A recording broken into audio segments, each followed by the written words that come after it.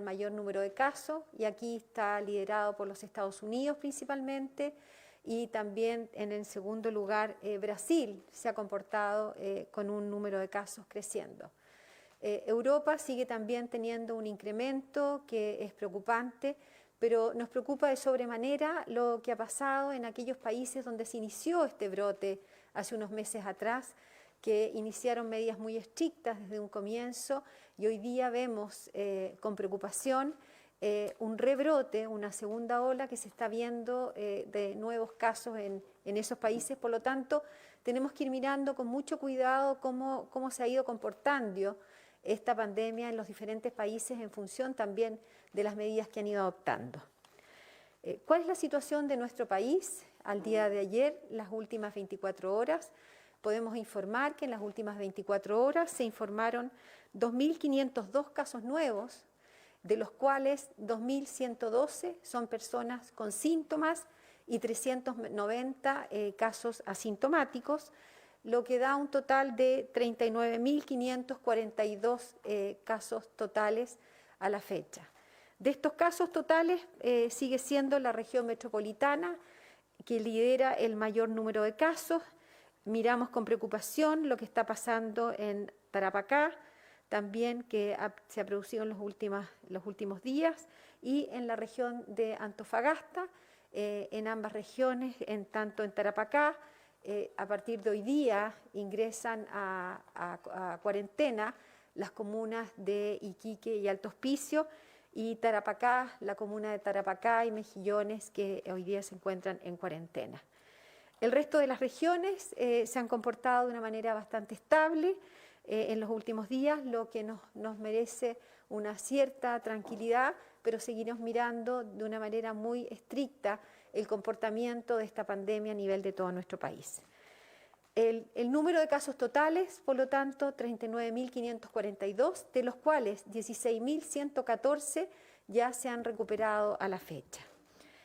En relación a los fallecidos en el día de ayer, queremos lamentar el fallecimiento de 26 personas, de las cuales queremos decir, la mayoría de ellas, cuando uno mira su comportamiento epidemiológico, la mayoría de ellas un comportamiento epidemiológico que se ha visto en los otros casos, que son personas, muchas de ellas que tienen enfermedades crónicas, diabetes, hipertensión, algunos de ellos son personas que estaban en etapa final de su tratamiento oncológico, y que más de 22 de ellas son personas que estaban en un tratamiento que principalmente estaba relacionado con su enfermedad de base. El total de fallecidos a la fecha es de 394 personas fallecidas relacionadas con el COVID-19. Quiero dejar ahora al subsecretario de Redes Asistenciales para que continúe con la cuenta.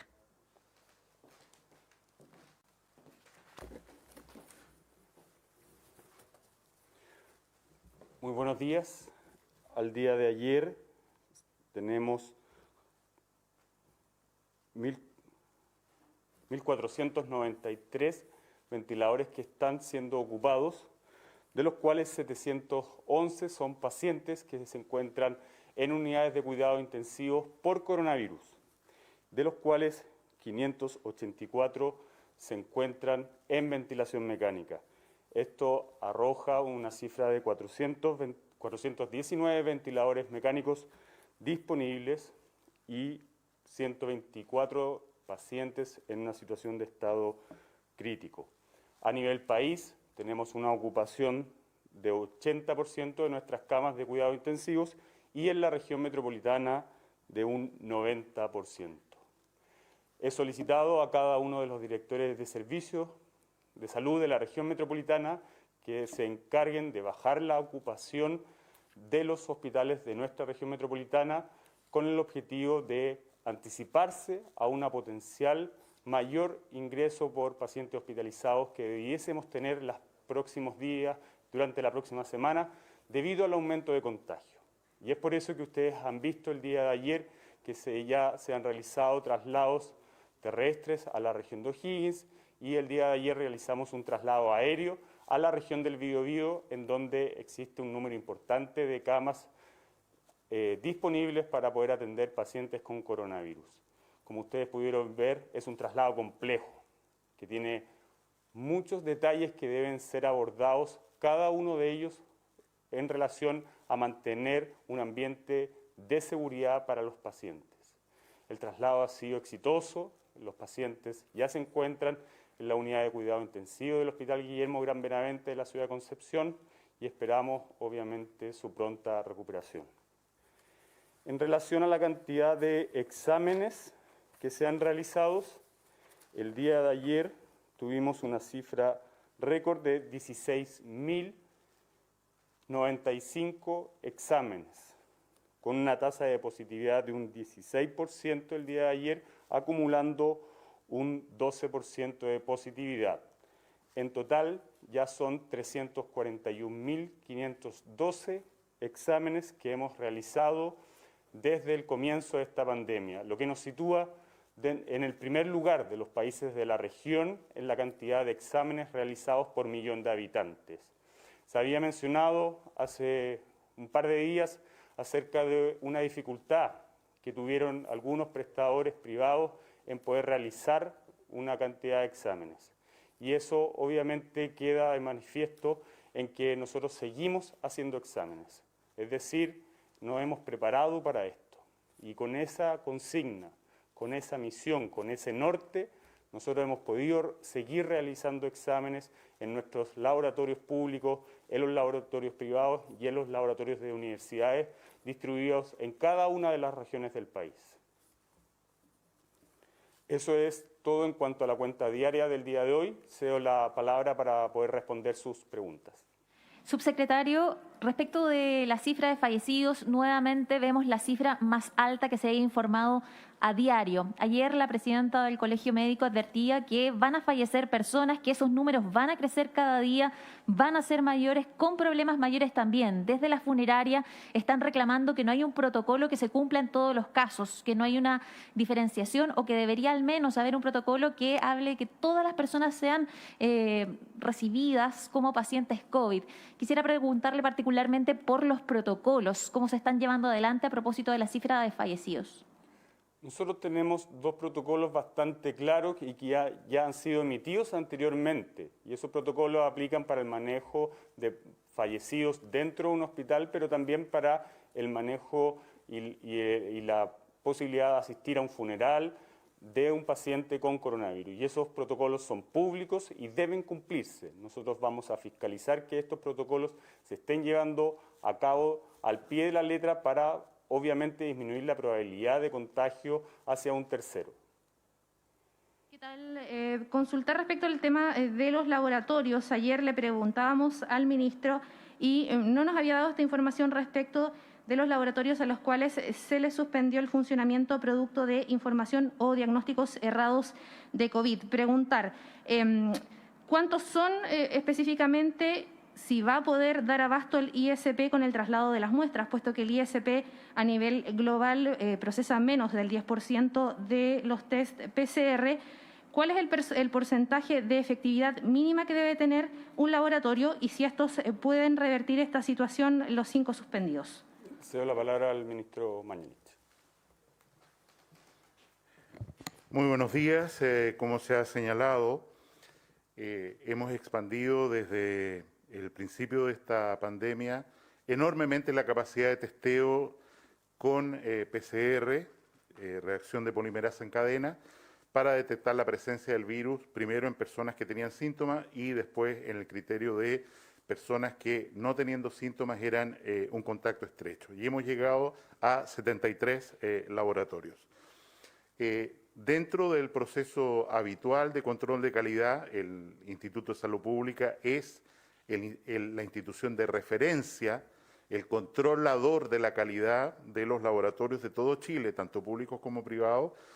Como corresponde a esta época, el Instituto de Salud Pública ha iniciado un mecanismo de control de calidad respecto a los laboratorios que informan habitualmente PCR. Y esto, dado el aumento de los laboratorios, se hace muy relevante porque efectivamente hacer un examen de PCR es algo complejo, no es solo una máquina, una tecnología, apretar un botón, sino que la manipulación de la muestra puede producir un impacto enorme en los resultados. Y en ese contexto, como se señala en la pregunta, hay un grupo de laboratorios que, habiéndose examinado la contramuestra, vale decir, una persona entrega una muestra a ese laboratorio y ese laboratorio debe dejar congelada una parte de esa muestra, de la misma muestra inicial, lo llamamos contramuestra. Esas contramuestras han sido solicitadas por el Instituto de Salud Pública para ver cuál es la coincidencia entre lo que fue informado en dicha muestra por el laboratorio X y lo que informa el Instituto de Salud Pública. En la mayoría de los casos nos hemos encontrado una coincidencia casi perfecta. Vale decir, lo que informó el laboratorio en cuestión coincide en la muestra enviada al ISP con el resultado que entrega el ISP. Sin embargo, como insisto, ha habido 5 laboratorios en el cual la concordancia para una materia tan delicada como esta ha sido mucho menos que buena. Y es por eso que a dichos laboratorios se les ha aplicado una suspensión temporal de funcionamiento, se les ha pedido todas las muestras, no solo como era antes del control de calidad una parte, sino todas las muestras para verificar los resultados. Es un trabajo largo, tedioso, que va a tomar todo lo que resta de mayo, y mientras tanto se les ha pedido a esos laboratorios que deriven las muestras a laboratorios certificados como más confiables. Esto, como se muestra en los números de hoy día, más de 16.000 exámenes, no produce una disminución de la capacidad de procesar exámenes, sino que se derivan a un lugar que tiene todavía capacidad ociosa. Por ejemplo, recién hoy día estamos abriendo el nuevo hospital Félix Bulnes con su capacidad para procesar exámenes de PCR, el Instituto de Salud Pública, el Hospital Lucio Córdoba, en fin, hay una serie de recintos que pueden recibir estas muestras mientras estos laboratorios estén sometidos a este proceso de certificación de calidad que puede obedecer a impericia o algún problema técnico que quizás sea superable, pero es la visita de las autoridades del Instituto de Salud Pública el que en definitiva tiene que determinar, la que tiene que determinar si ese laboratorio puede o no puede seguir informando este tipo de exámenes hacia el futuro. Ministro, buenos días. Usted ayer hablaba de un problema de confianza con la ciudadanía, pero al parecer esa confianza también se perdió por parte de miembros de la mesa social. Se lo digo por lo que ha planteado la presidenta del Colegio Médico, que dice que hablar con el gobierno es hablar como con una pared. También por las dudas que plantea el Consejo Asesor, al decir que ellos hace semanas venían advirtiendo que este sistema de cuarentenas progresivas no estaban funcionando. Hoy día ambas mesas piden mayores datos, como lo han hecho ya hace varias semanas. ¿Hay posibilidad de que esos datos se puedan entregar para recuperar las confianzas? Yo creo en que en primer lugar corresponde en la tarea en la que estamos agradecer a la mesa social, agradecer a los trabajadores de la salud, por supuesto, agradecer a nuestro Consejo Consultivo, que ha sido una pieza determinante en el trabajo, en la lucha contra esta pandemia.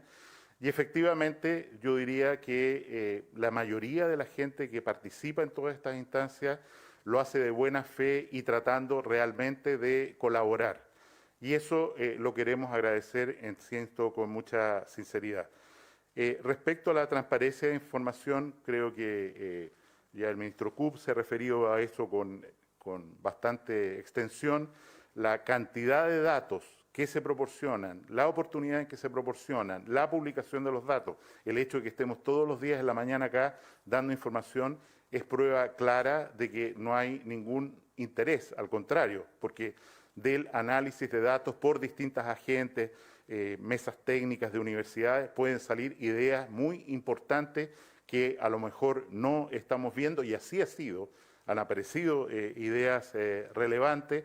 Hoy día, por ejemplo, sin ir más lejos, una universidad del sur de Chile publica la posibilidad de hacer un mecanismo diferente de hacer pruebas de PCR para usar menos reactivos. Esos son aportes muy valiosos que, insisto, agradecemos. Nosotros no estamos para pelear con nadie acá, estamos para agradecer la colaboración y evidentemente el gobierno tiene que tomar sus decisiones, actuar en consecuencia, es lo que estamos haciendo y el enemigo es uno solo y se llama coronavirus. Ministro, consultarle también en qué estado está la ampliación de la definición de caso sospechoso para COVID-19. Usted informó el 27 de abril que el Consejo Asesor había precisamente recomendado ampliar la definición de casos sospechosos, pero se señala desde el Colegio Médico y también miembros de este Consejo Asesor que todavía no se aplica dicha ampliación de casos sospechosos de COVID-19.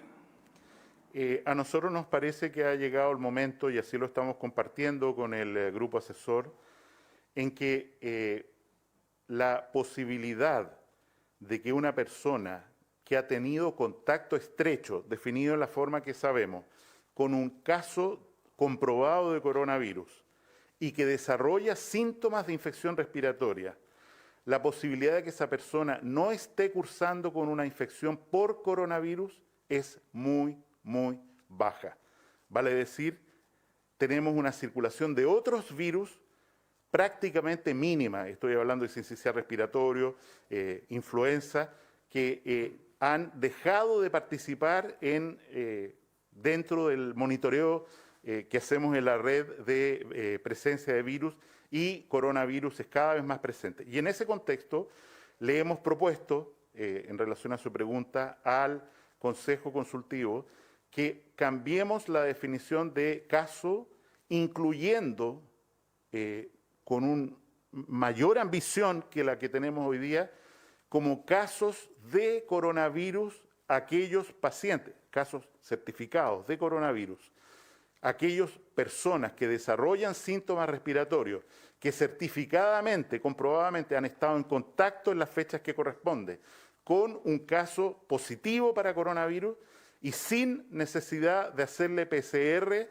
lo sumemos como un caso de coronavirus. ¿Por qué es esto? Porque tenemos que recordar que la sensibilidad del PCR no es 100%.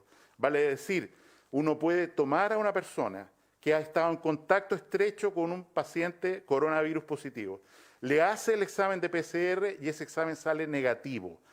La probabilidad de que ese examen sea un falso negativo, dada la sensibilidad del examen, y que ese paciente en realidad tenga una infección por coronavirus y que sea prudente que esa persona haga el aislamiento, haga el tratamiento, sea mirado como un caso y tratado como un caso positivo, es lo que le hemos propuesto al grupo asesor, y yo creo que es posible que rápidamente lleguemos a un acuerdo, insisto, para sumar como casos a los contactos estrechos que desarrollen síntomas sin necesidad de recurrir o tener que hacer un examen PCR, y a lo mejor en la búsqueda de ese resultado demorar medidas muy efectivas para lograr que esa persona en concreto, suponiendo casi con certeza que es un caso coronavirus, se aísle y haga todas las medidas de protección para no contagiar a otros. Ministro, buenos días, subsecretarios. Preguntarles, así como se anticipan a la llegada de pacientes UCI, también de qué manera se han anticipado a un mayor número de muertes. ¿Por qué no se le ha pedido al Cementerio General o a otros recintos por parte del Ministerio ampliar, por ejemplo, el número de tumbas? Y en términos de información, hay algunos parlamentarios que también aseguran que habían más fallecidos vinculados al COVID-19, e incluso las personas de los trasladados dicen qué vamos a hacer cuando una persona fallezca, ¿quién asume estos costos del trasladado? Evidentemente una persona, todo lo que se refiere a traslados son asumidos por el Ministerio de Salud, por el Gobierno, y en relación a su pregunta yo aprovecho de puntualizar lo siguiente. Es evidente que estamos ante una situación epidemiológica muy compleja. El mayor desafío para la salud de Chile y probablemente del planeta observado en muchas décadas. Y en ese sentido volvemos a insistir en un llamado a la colaboración y a un llamado también a tener mucha responsabilidad en la información. Porque las informaciones falsas, las informaciones que aterrorizan, que son copiadas una y otra vez con un cierto grado de ingenuidad por medios serios, producen mucho daño y hay que certificar la fuente de los datos. Y voy a mencionar Solo 4 ejemplos recientes para ilustrarlo. El primero es el que usted hace mención. En el día de ayer, antenoche en realidad, ayer, un funcionario ya identificado del municipio saca fotos de un procedimiento habitual en el cementerio general, que es tumbas temporales. Esto ocurre siempre. Tumbas temporales, vale decir que tienen un tiempo finito de uso, son desocupadas para ser usadas por nuevos difuntos, cualquiera sea la causa. Sin embargo, este funcionario pone en la red de que se ha instruido, se ha pedido por parte del Ministerio de Salud, cosa que nunca ha ocurrido, que se creen cupos de cementerio para recibir a las víctimas de la pandemia. Tanto es así que el alcalde Daniel Jadue, que es al final de cuentas el rector del cementerio general, el que está a cargo del cementerio general como cementerio municipal, tiene que publicar él. Ustedes no dudarán en ningún momento que él no es un partidario del actual gobierno. Tiene que publicar él un llamado de reclamo a un medio diciendo, mire, no, lamento que determinado medio se haga eco de una información totalmente falsa, de un funcionario calificado de él, dependiente de él, irresponsable. Y más aún dice, no existe solicitud alguna de parte de la Seremi de Salud. Las acciones del cementerio general, como ya he señalado, corresponden. Entonces uno dice, esto es delicado. Y no sé qué acciones tomará el alcalde, pero es muy delicado. Cuando uno de una red social copia una información, la repite, la repite, la repite, y ni siquiera después tiene la delicadeza, como medio serio, de decir, ojo, nos equivocamos, pedimos disculpas, no era cierto. La información que pusimos en nuestro Twitter, en nuestra red, en nuestra prensa, en nuestro canal de televisión, no obedece a lo correcto, sería un gesto deseable para todos los medios de comunicación de nuestro país. Pongo un segundo ejemplo al cual usted hace referencia también. Fallecidos por causa respiratoria. Se produce una consulta al registro civil que no califica, es el Departamento de Estadística del Ministerio de Salud, de Información de Salud, el que califica los elementos que están en un certificado de función como causas de muerte directas o causas no asociadas al fallecimiento. Si yo pregunto al registro civil, dígame usted, en los meses por redondear, de marzo y abril, ¿cuánta gente tiene en su certificado de función alguna enfermedad respiratoria? La respuesta al registro civil es 4.100 y tanto. A ver, un momentito. Pero aquí está incluida una persona que tuvo que tenía asma bronquial y que murió en un accidente del tránsito. Sí.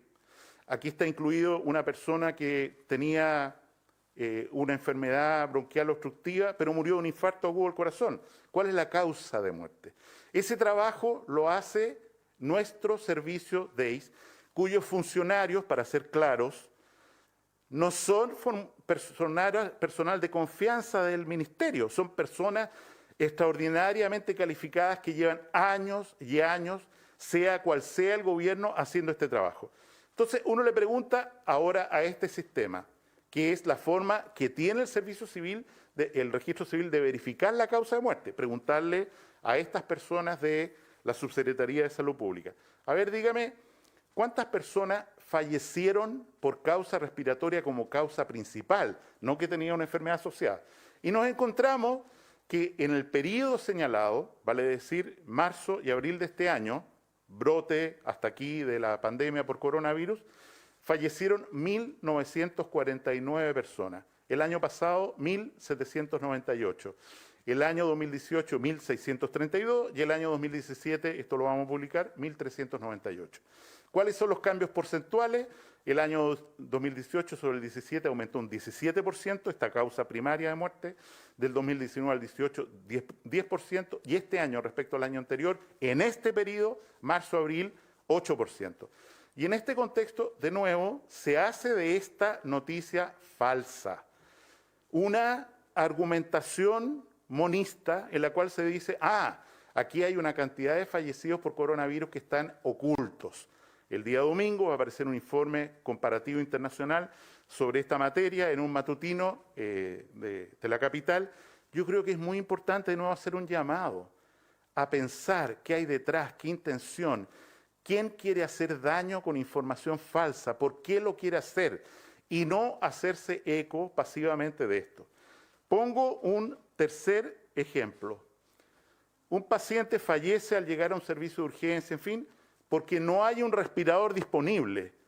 Y un diario titula: paciente falleció en espera de que otro desocupara un ventilador. Completamente falso, falso. En el hospital en cuestión había 9 máquinas de anestesia disponibles y un ventilador disponible para ese enfermo, que de hecho estaba viajando al servicio de urgencia cuando hizo un paro cardiorrespiratorio en medio de una intubación. Es demasiado, al punto que el director del Servicio de Salud tuvo que presentar una demanda judicial contra quien reveló o dijo esta información falsa y que fue tomada por canales de televisión, por prensa, hasta el cansancio, incluso sin que la persona en cuestión haya estado de turno ese día. Entonces, una vez más, rogamos, por favor, seriedad. No tiene ningún sentido, tiene sentido informar la verdad, tiene sentido criticar al ministerio, a este ministro, a quien fuere, con la verdad. Pero no es justificado usar la mentira y crear terror cuando lo que hace referencia es completamente falso. Hospital San José. Se acumulan cadáveres, productos. No es cierto. Los familiares no han tenido la capacidad por cuarentena de ir a retirar pacientes fallecidos. Un funcionario saca fotos, levanta, ¿no es cierto?, y dice: mire cómo está muriendo la gente de COVID.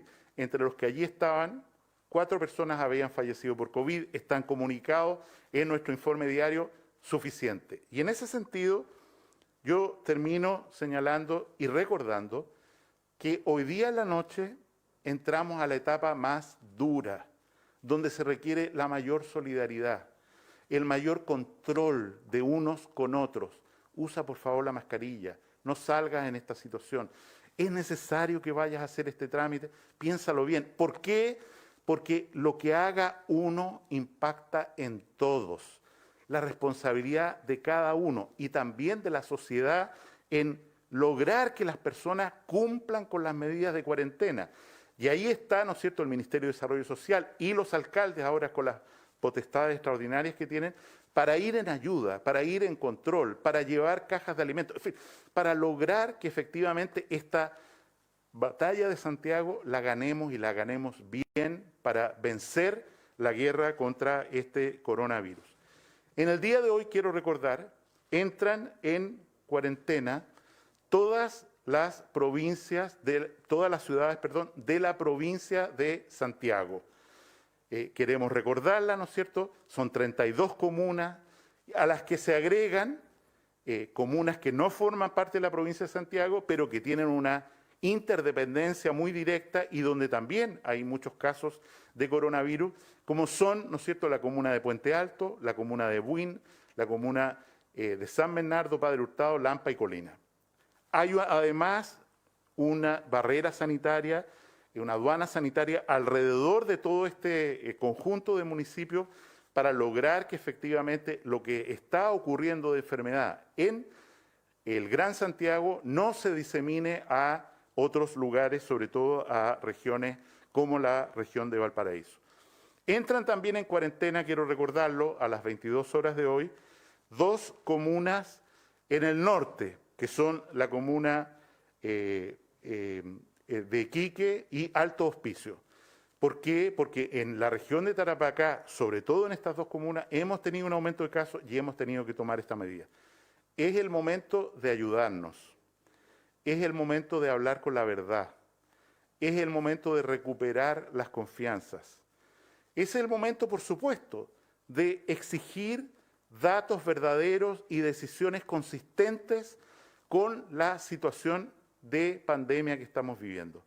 A eso está dedicado el gobierno del presidente Piñera. Él lidera todos los días la agenda para tomar las decisiones que corresponden con la mejor información y estoy convencido que si nuestra conducta, porque al final descansa en esto la clave del éxito, nuestra conducta cambia y respetamos la cuarentena y nos aceptamos ir a un hostal sanitario porque no podemos hacer la cuarentena en la casa. Aceptamos la vigilancia que va a hacer la autoridad y los municipios sobre el cumplimiento de estas cuarentenas. En fin, si al final de cuentas hacemos un acto de confianza, y perdón que abuse de esta palabra, y de fe en unos con otros, y además ponemos energía en ayudar a otros a cumplir mejor, porque a lo mejor no ha entendido, a lo mejor no ha escuchado. No tiene por qué haber necesariamente una mala intención en alguien que va a ver un adulto mayor cuando no debe hacerlo. Recordémoselo. No hay mejor mensaje, sistema de mensaje que hablar al oído de otro. No tan cerca hoy día, pero hablar al otro, susurrando, diciendo, no hagas esto, haz esto otro mejor. Es por tu bien y por nuestro bien. Y en ese sentido, terminamos este día viernes haciendo este llamado a esta gran batalla por Santiago que tenemos que ganar y que estoy seguro que los números de aquí a unos días más, no todavía, a unos días más, van a mostrar que se hizo lo correcto en el momento oportuno y que estos esfuerzos van a estar coronados con el éxito y también con la liberación de todas las medidas dolorosas de encierro, aislamiento, que hoy día hemos debido tomar entre todos. Muchas gracias.